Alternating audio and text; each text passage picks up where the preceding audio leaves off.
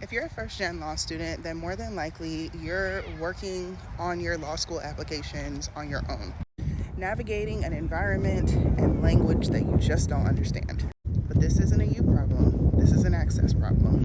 And there are probably things that you're overlooking in this process. For example, did you know that there's a character and fitness portion to applying to law school?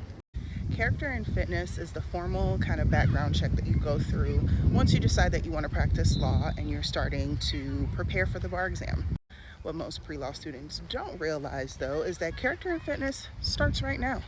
When you get ready to submit your law school applications, they are going to ask you a series of questions regarding your criminal history, your academic history, and your financial history.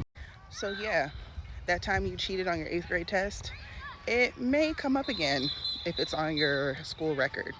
That speeding ticket that you got junior year of college, you might need to report that. That one urgent care bill from like 5 years ago that you didn't pay, you'll have to report that too.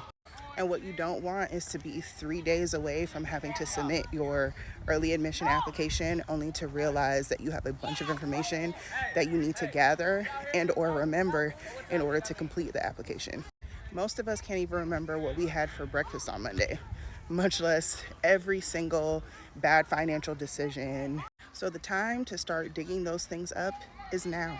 The time to start getting that documentation is now, not when you're getting ready to apply. Now, you pre-law students are focused on getting into law school, so you're not operating with the end in mind. In about 3 to 4 years' time, if you want to practice law, you will be getting ready to take the bar exam, and you will need to get character and fitness clearance before then. So this part of your law school application you really don't want to skimp on, because what will happen once you graduate and you try to get a bar license, they're going to compare your answers on your bar application to the answers that you gave on your law school application. And if you have discrepancies, that could be an issue. Now, if you have an attorney or a lawyer in your family or your close circle, or that's a family friend, you may have heard about this already. But if you're first gen, then more than likely you haven't. And that's where Legally Prepped comes in, to provide you with the resources, knowledge, and information that you don't get as a first-generation pre-law student.